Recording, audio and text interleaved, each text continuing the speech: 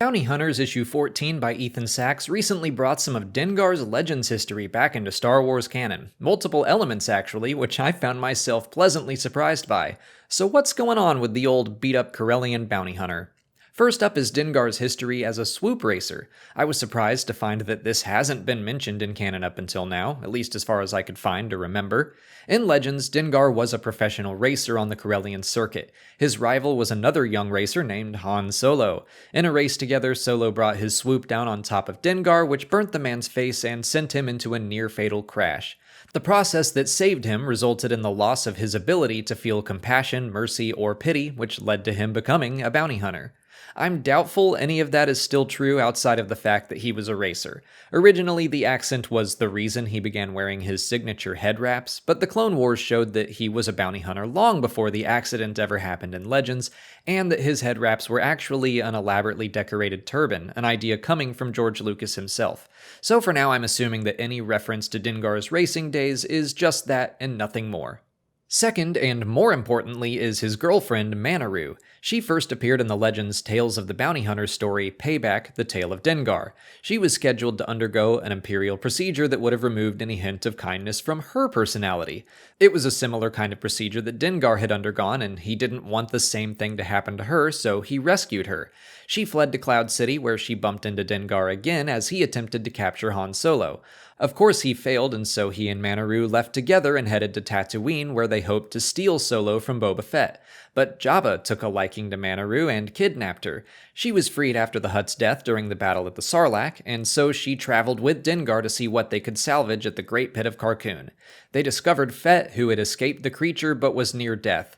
Manaroo convinced Dengar they should help him, and so the pair nursed him back to health. Fett was eventually asked to be the best man at their wedding.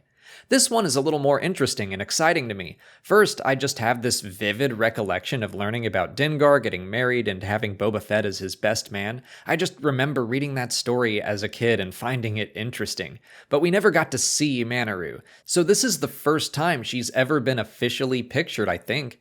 Now, there's no mention of her past, just her current predicament, and I find it interesting that she is, in fact, being held captive by Jabba the Hutt at the exact same point in time as she was in Legends.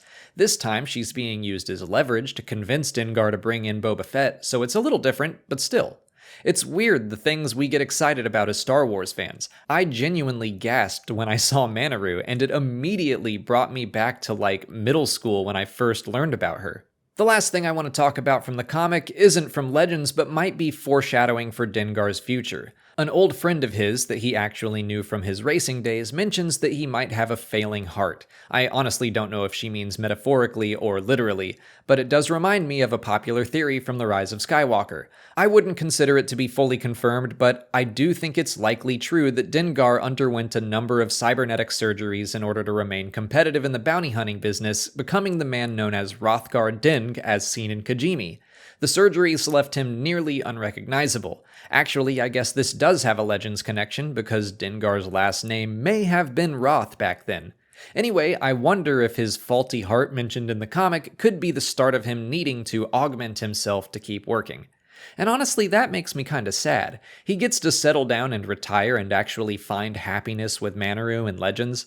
It seems like he might not get to do that in the new canon, still so determined to work by the time of the Rise of Skywalker that he winds up becoming Hrothgar Deng. I don't know, there's no way we can know the full story for now. But I found those simple details in the Bounty Hunters comic to be pretty fun, so I wanted to share them. If you haven't already, please like this video, subscribe to the channel, follow us on Twitch, Twitter, Instagram, and Facebook, and consider checking out our Patreon page. As always, thanks for watching, and may the Force be with you.